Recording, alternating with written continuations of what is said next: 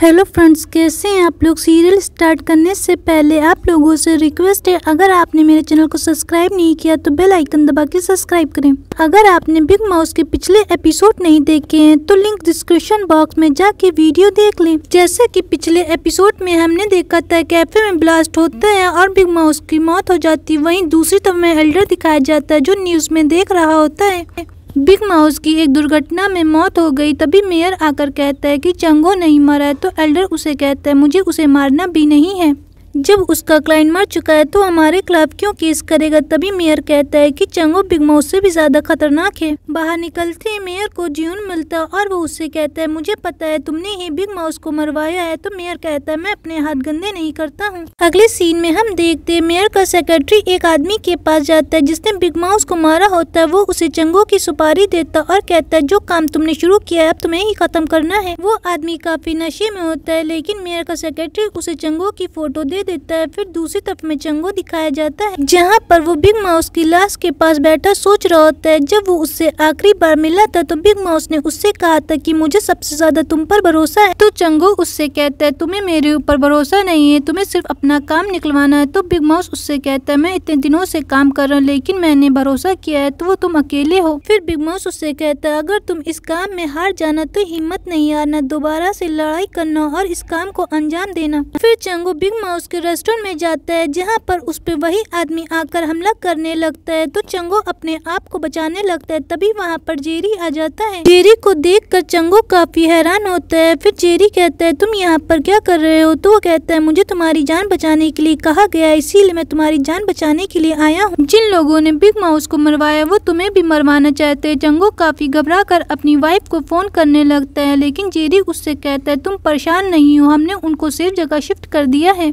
जहाँ पर हम देखते हैं मियू और उसके डैड को एक होटल में लाया जाता है। ये सारा काम कोई और नहीं जेरी के आदमी कर रहे होते हैं। तो मियू के डैड मियू से कहते हैं हम इन पर भरोसा कैसे कर सकते हैं। तो मियू कहती है हमारे पास दूसरा कोई रास्ता नहीं। फिर हमें दिखाया जाता है चंगो का। तो चंगो उससे कहता है तुम वही इंसान हो जो मुझे मरने से बचाना चाहते थे। तो जेरी उससे कहता है मैं वो नहीं हूँ, वो बिग 3 के इंसान है, मैं अभी उसमें ज्वाइन नहीं हुआ। तो उससे कहता है वो कहाँ मिलेंगे। फिर जेरी उसे अपने साथ चलने के लिए बोलता है, जहाँ पर जेरी उसे एक चर्च में ले जाता और बताता है यहाँ पर हमारे बिग माउस का फ्यूनरल हो रहा है, वहाँ पर बहुत सारे लोग होते हैं। तो जेरी बताता है ये इस ऑर्गेनाइजेशन के लोग हैं। तभी चंगो देखता है कि वहाँ पर वार्डन पार्क है। तो जेरी उसे बताता है ये बेल पर छूट कर आया है और ये बिग माउस का नंबर 3 का मेंबर है, ये बिग माउस का नंबर 3 का मेंबर है। फिर चंगो कहता है नंबर 2 का कौन है। तो जेरी कहता है तुम्हें जल्दी पता चल जाएगा। तभी वहाँ पर एक वीडियो चलती है जहाँ पर बिग माउस ने मैसेज दिया होता है कि ये लंबा नहीं चल सकता, एक दिन मुझे मारा जरूर जाएगा। तो मैंने अपने बदले में एक इंसान को तैयार किया है,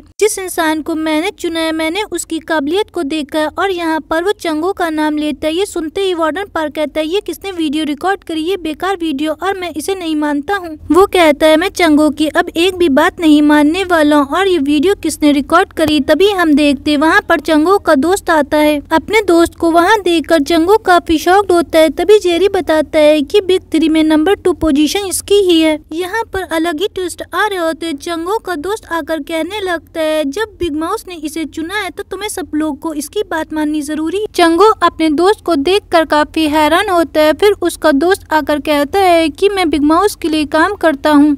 वहीं दूसरी तरफ हमें दिखाया जाता है मेयर के पास उसका सेक्रेटरी जाकर बताता है जो आदमी आपने मारने के लिए भेजा था उसने सुसाइड कर लिया है। ये सुनने के बाद मेयर को काफी गुस्सा आता है और वो चिल्लाते हुए कहता है कि उसने सुसाइड नहीं किया, उसको मार दिया गया है। फिर हमें चर्च का दिखाया जाता है जहाँ पर चंगो का दोस्त चंगो से कहता है कि तुम्हें मारने के लिए मना करने वाला इंसान कोई और नहीं मैं ही था, मैंने उनसे मना किया था कि तुम्हें कोई भी नुकसान न पहुँचाया जाए और बिग माउस का डिसीजन है कि तुम हमारे ऑर्गेनाइजेशन को संभालोगे तो तुम्हें उनके डिसीजन को मानना चाहिए। तो चंगो कहता है कि वो ऐसा कोई भी काम नहीं करेगा, मैं इन सब मैटर में नहीं पड़ने वाला, मुझे और मेरी फैमिली को इससे दूर रखो। ये बोलकर चंगो वहाँ से गुस्से में चला जाता है। फिर चंगो मियू और अपने डैड से मिलने जाता है जहाँ पर वो कहता है कि हमें बिग माउस के केस को फिर से करना चाहिए। जहाँ पर उसके ससुर कहने लगते हैं कि जब हमारा क्लाइंट मर गया है तो हमें ये केस नहीं करना चाहिए। तो मीहू अपने डैड से कहती है हमें इस केस को देखना चाहिए, हमें पता चलेगा कि डॉक्टर सीयू के साथ क्या हुआ था।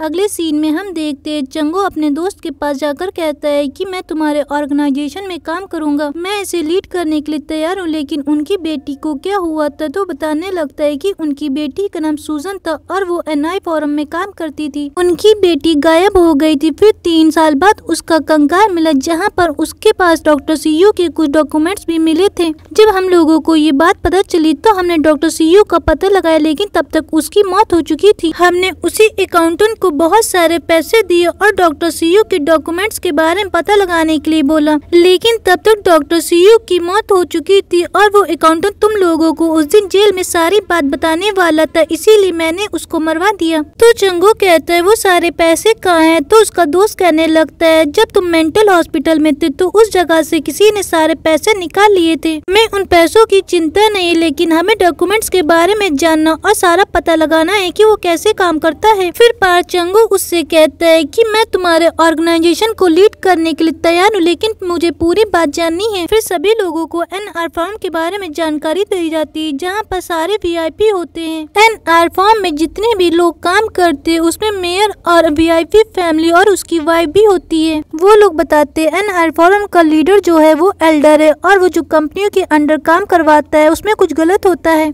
N की कंपनी जो चलाता है वो कोई और नहीं मेयर और जीहून है, लेकिन ये दोनों एक दूसरे के दुश्मन है, मतलब इनको कंट्रोल करने वाला एल्डर है। फिर वो एल्डर के बारे में जानकारी निकालते हुए कहते हैं कि वो रिटायर्ड आर्मी वाला है और वो गोंजुन शहर को बसाने वाला है। गोंजुन शहर बहुत छोटा हुआ करता था, गोंजुन शहर को बदलने में पूरा उसका हाथ रहा है और लोग उसे वहाँ का मसीहा बोलते हैं। फिर मीहू कहती है गोंजुन शहर में कुछ दिनों पहले बहुत सारे ब्लास्ट हुए थे जिस वजह से बहुत सारे लोग मारे गए और ऐसी घटनाएं हो रही हैं क्योंकि गोंजुन शहर में लोगों को कैंसर भी बहुत हो रहे हैं। फिर जेरी उन लोगों को बताता है आर्मी से रिटायर्ड होने के बाद एल्डर अपने दोस्त के साथ कंपनी चलाता और उस कंपनी के बाद वो काफी पैसे वाला हो चुका है क्योंकि वो कंपनी के अंदर कुछ अलग ही काम करते हैं। हमें एल्डर के बारे में उसके दोस्त से पता चल सकता है। फिर हमें मेयर की वाइफ दिखाई जाती है जहाँ पर वो काफी नाराज होती है क्योंकि मेयर ने उसको बता दिया होता है कि उसने ही डॉक्टर सीयू को मारा है और ये काम उससे एल्डर ने करवाया है। फिर वो यहाँ पर हेडक्वार्टर से नर्स को बुलाती और कहती है कि जो अंदर लैब है उसको नष्ट करवा दो। वो हेड नर्स से कहती है एडमिनिस्ट्रेटर से कह के सारे लैब को नष्ट करवा दो। वो एल्डर से काफी नाराज होती है क्योंकि लैब के अंदर NH4 बन रहा होता है और वो उसे पूरी तरह नष्ट करवा देती है। फिर वो वापस एल्डर के पास जाती है। एल्डर उसके ऊपर काफी चिल्लाने लगता है क्योंकि उसने सीक्रेट लैब को हटा दिया होता है। तो मेयर की वाइफ कहती है कि मैं उस जगह पे नया लैब बनाऊंगी और आपका साथ दूंगी, लेकिन इससे पहले आपको एक काम करना होगा। आप जो जीहून को शेयर दे रहे थे वो मुझे देने होंगे क्योंकि मुझे लैब बनवाने में उसकी मदद होगी। तो एल्डर भी उसकी बात मान लेते और जीहून के सारे शेयर मेयर की वाइफ को दे देते। यहाँ पर वो सिग्नेचर करवा लेती और ये देखकर जीवन को काफी बुरा लगता है। बाहर आने के बाद मेयर उसे गले लगाता और उससे कहने लगता है तुमने मेरा काम किया, मुझे बहुत अच्छा लगा, मैं चाहता था कि जीवन के सारे शेयर तुम्हारे नाम हो जाए। और यहाँ पे हमें पता चलता है ये सारा काम किसी और के कहने पे नहीं, उसने अपने हस्बैंड के कहने पे किया होता है। वहीं दूसरी तरफ हमें दिखाया जाता है मेयर के ऊपर कोई लोग आकर हमला करते हैं रात में उसके घर पर।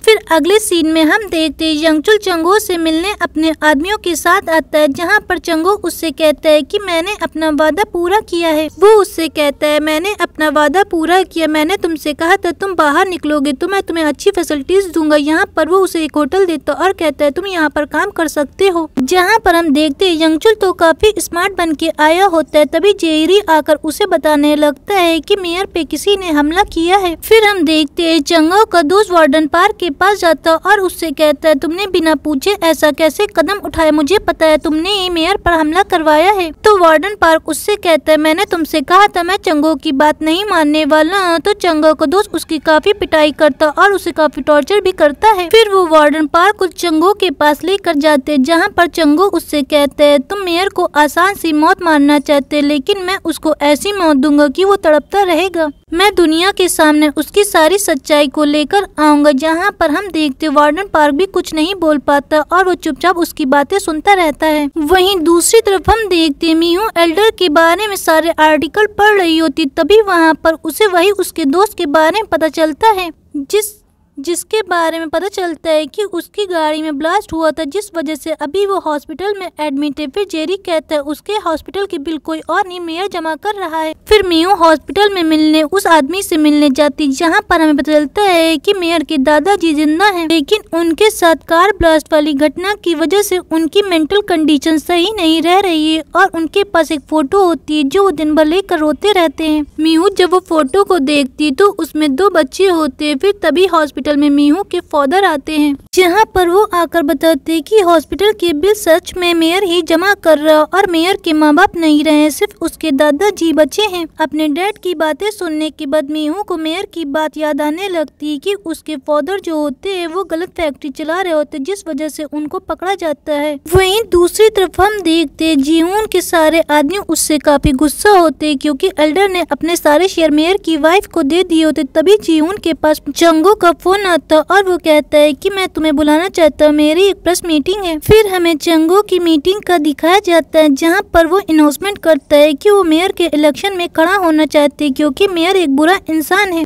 मेयर बहुत बुरे काम करता है। तो प्रेस पूछने लगती है कि आपके पास कोई सबूत है, तो चंगो कुछ नहीं बोल पाता है। फिर हम देखते हैं चंगो जब बाहर जाता है तो वहाँ पर जीहून उससे मिलने आता है। चंगो उससे कहता है कि मुझे पता है मेयर की वाइफ ने तुम्हारे सारे शेयर होल्डर अपने नाम करवा लिए हैं, और ये भी मुझे पता है कि मेयर जो बना है वो एल्डर की वजह से बना है, एल्डर उसकी मदद करता है। तो अगर मैं बन जाऊंगा मेयर, एल्डर के सारे बुरे कामों को मेयर छुपाता है, इसका मतलब जब मैं मेयर बन जाऊंगा तो मैं एल्डर की पोजीशन तुम्हें दे दूंगा, इस तरह तुम अपना बदला भी पूरा कर सकते हो और तुम पावरफुल भी बन सकते हो। तो जीहून कहता है ये आसान नहीं है, तुम्हें उसके लिए एल्डर के करीब जाना होगा। तो चंगो कहता है तुम मुझे एल्डर के पास ले चलोगे? तो जीहून कहता है हाँ मैं लेकर चलूंगा, लेकिन ये इतना आसान नहीं। फिर हम देखते हैं जीहून यहाँ पर एल्डर के पास चंगो को लेकर जाता है। एल्डर के पास मेयर भी होता है, जो ये देखकर हैरान होता है कि जीहून यहाँ पर चंगो को लेकर आया है। फिर चंगो एल्डर से काफी कॉन्फिडेंट तरीके से कहता है कि मेरा नाम चंगो